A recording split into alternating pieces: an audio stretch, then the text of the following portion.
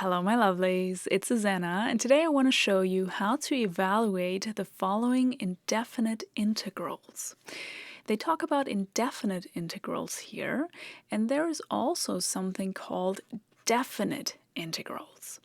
And the only difference between these two is if you have limits here or not. So let's say you have your integral from 1 to 2, so you have limits. Then this is a definite integral. And if you don't have any limits, like here, here, or here, then these are indefinite integrals. Okay, let's start with our problem number 1. We want to evaluate the integral of this function here. And we have to find the antiderivative of this function, but because we don't have any limits, we don't need these brackets here that we usually use where we have the limits here at the end. But because we don't have these limits, we don't need the brackets at all. We can just write down the antiderivative of this function. How can I find it?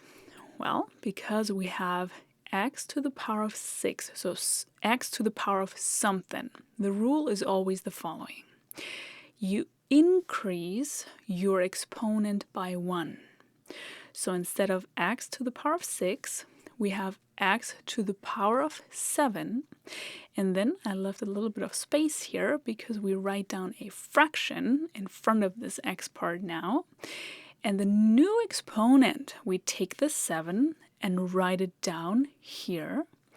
And for the numerator, we take a look at the number that was in front of our x part before here.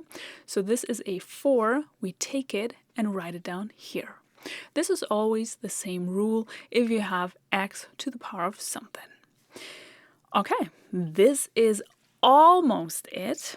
Now there comes a part that I usually forget myself, and many people forget to write down a plus c at the end.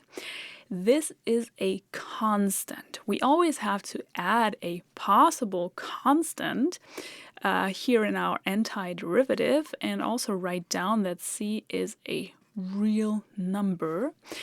And like this, you have all possible antiderivatives of this function here. This plus c is only necessary if you don't have any limits. If you have limits, then you don't need the plus c because you would have your brackets and your limits here, and then you don't need the plus c. But as soon as you don't have any limits, like we have in this video, you always need the plus c. So try not to forget it. Be better than I am.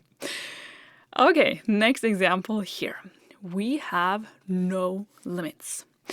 So this means we don't need these brackets with the limits. We just write down the antiderivative and don't forget the plus c.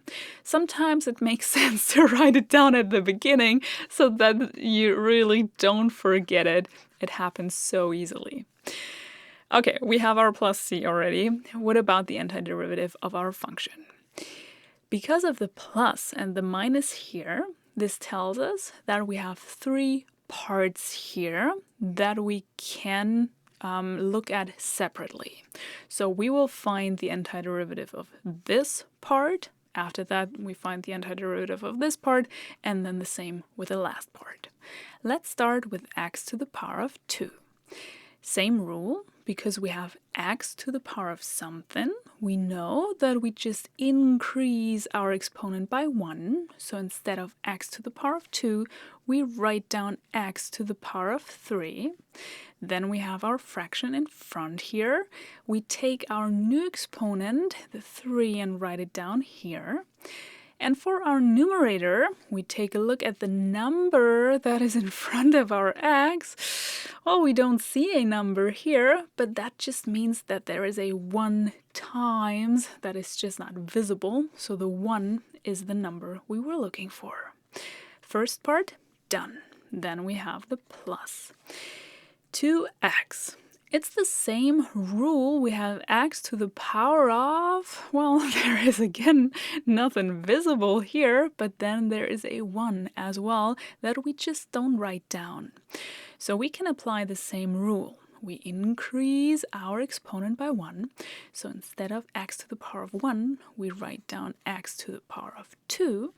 We have our fraction in front here. Take our new exponent and write it down here. And for the numerator, we take the number in front of our x here. That was a 2 as well. Then, next part, minus 7. We can write down the minus already, but this time there is no x in here at all. But this is actually a great case because this just means the fast rule here is just take your number as it is, the -7, and write down an x after that. So every time you just have a number and you don't see any x at all in your part, then you just have to add an x. And don't forget the plus c. Well, we wrote it down at the beginning so that we don't forget it at all. Because we don't have limits, we have to add this to get all the points. But also always check if you can simplify some things.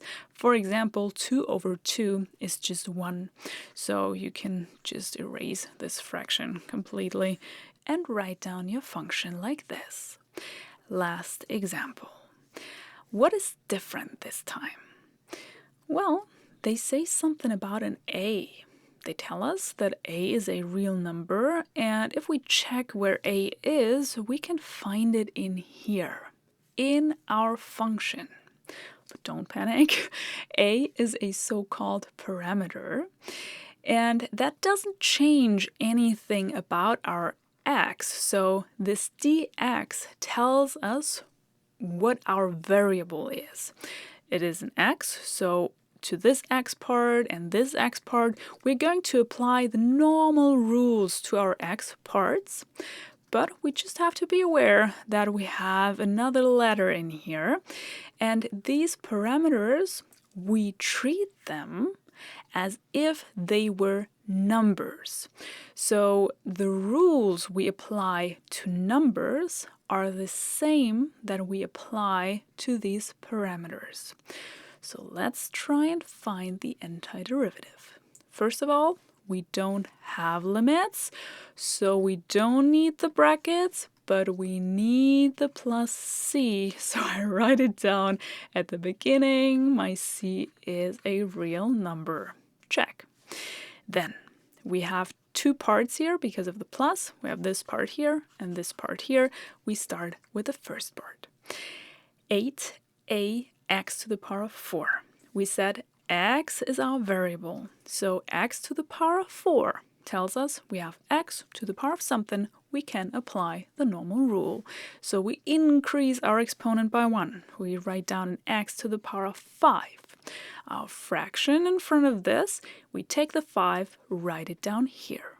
Then, for the numerator, we want to find the number that is in front of my x. We said that we treat these parameters as if they were numbers. So 8a is just a number, and I take this entire thing, the entire number in front of my x, and write it down here. That's it. Nothing too fancy. Second part, separated by our plus. Here, if we take a look at this part, there is no a in here, so we just apply the normal rules for our x. We have x to the power of 3, so we know we write down an x to the power of 4, our fraction in front. We take the 4, write it down here, and for the numerator, we take the number that was in front of our x here. This time, it is a fraction, so we just take the entire fraction, the 1 over 7, and write it in the numerator. We have to simplify this a little bit more, but this is the antiderivative.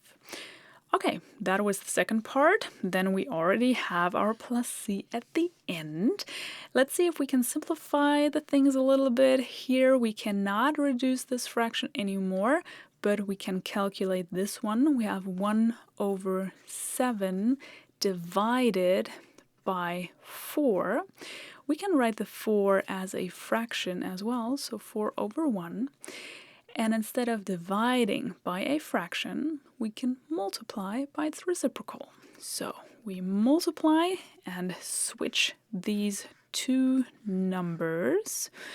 If we multiply, we have 1 times 1, which equals 1, and 7 times 4, which equals 28. So instead of this fraction here, we write 1 over 28, and this is the antiderivative with our constant here.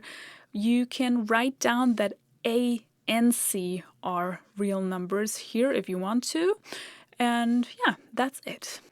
If you have any questions, please let me know in the comments. I wish you a wonderful day, and I hope to see you in one of my next videos. Take care!